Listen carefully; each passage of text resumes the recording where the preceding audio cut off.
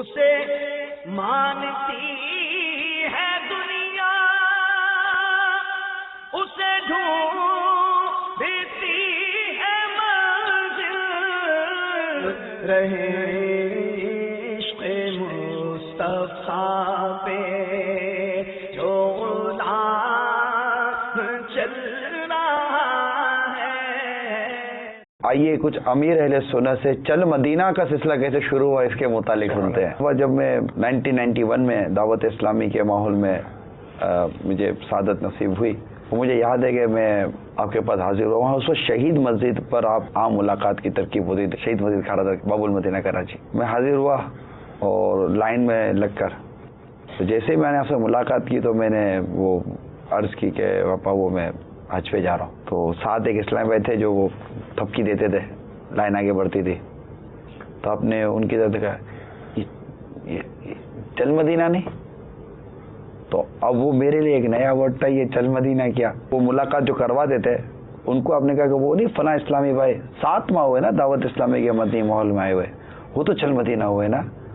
اب میں چل مدینہ 2-3 دفعہ آپ کی زبان سے سنا، آپ نے کچھ تحفہ وغیرہ دیا، میں نکل گیا آگے۔ میں باہر نکلا، ایک دو اسلام بھائی جو مدنی ماحول کے مجھے جان پہچان والے تھے، میں نے ان کو جا کے پوچھا کہ یار یہ چل مدینہ کیا ہے؟ انہوں نے جو چل مدینہ کے بارے میں بتایا تو مجھے پتا چلا بھائی یہ ایک بہت پیارا سلسلہ ہے۔ تو پاپا یہ چل مدینہ کیسے شروع ہوا اور کیا ہے اس کا کچھ اس کی بنیادی واقعات پتہ چلے نا؟ وہ اب تو مدنی چلے گئے، ناظرین بھی سنتے رہتے چل مدینہ چل مدینہ چل مدینہ۔ تبلیغ قرآن و سنت کی عالمگیر غیر سیاسی تحریک دعوت اسلامی کے اولین مرکز گلزار حبیب ہفتہ وار اجتماع کے لیے اسکوٹر پر بیٹھ کر میں اسلام بھائی کے ساتھ جا رہا تھا۔ وہ دعوت اسلامی کے شروعات کا دور تھا، تو ایک رکشہ صدر پہ ہم نے دیکھا، رکشے کے پیچھے لکھا ہوتا چل مدینہ۔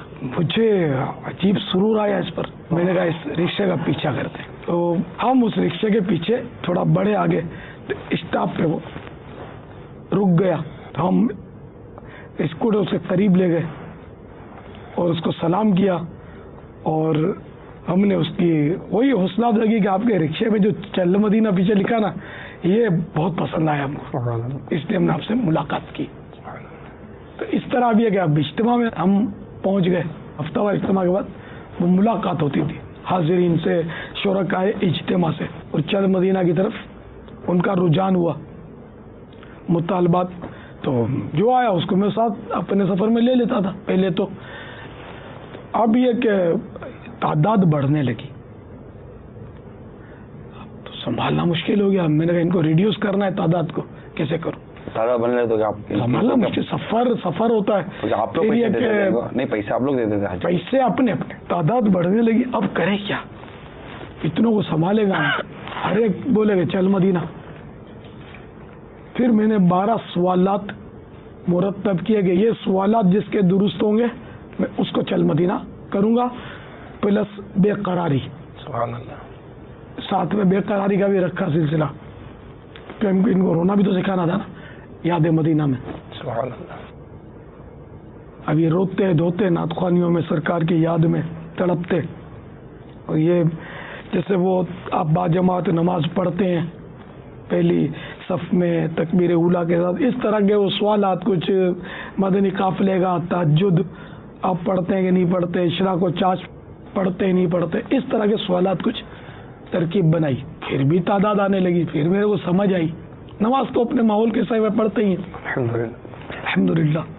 تو اب جیسے کہ ایک بار وہ ترکیب بنا کر تہجد پڑھ ڈالی، ایک بار اشراق چاش پڑھ ڈالی، تو یوں وہ درس فیضان سنت کا دیتے نہیں دیتے پتہ نہیں، اس طرح کے کچھ 12 سوالات تھے۔ تو اب یہ ایک بار کر کے ہمارے 12 سوال پورے ہیں، میں نے کوئی وہ میعاد تو رکھی نہیں تھی، تو چل مدینہ یوں بڑھنے لگے، اور میرے یہ سمجھ میں آ گیا کہ ایک بار کر کے آتے ہیں یہ چل مدینہ ہو جاتے ہیں۔ اس میں کچھ سختی کرنی چاہیے، اس میں مدت بڑھائی کہ سوالات بڑھائے، 12 سے بھی جو بڑھ کے 30 ہوئے، 12 سے ڈائریکٹ 30 چل مدینہ کے طلبگاران کے لیے 30 سوالات جس کے پرچہ بابا موجود ہے۔ تو یہ بڑھتے بڑھتے پھر ان کی تعداد 30 سے 50 63 پھر 72 سوالات ہوئی۔ اچھا یہ ہم اس کو سوالات ہی بولتے تھے، اللہ میرے مدنی بیٹے حاجی زمزم رضا کو کروٹ کروٹ جنت نصیب کرے. آمین آمین. انہوں نے ان سوالات کو کہا یہ سوالات کہاں ہیں؟ یہ تو مدنی انعامات ہیں. سبحان اللہ. یہ میں آپ کو بتا دوں کہ ان سوالات کا نام مدنی انعامات مرحوم حاجی زمزم نے رکھے تھے, سبحان اللہ. اور یہ سب پسند آیا کہ یہ مقبول ہو گیا. سبحان اللہ. الحمدللہ. دلا بن گئے بابا ہمارا تو دعوت اسلامی پوری مدنی انعام ہو گیا. الحمدللہ.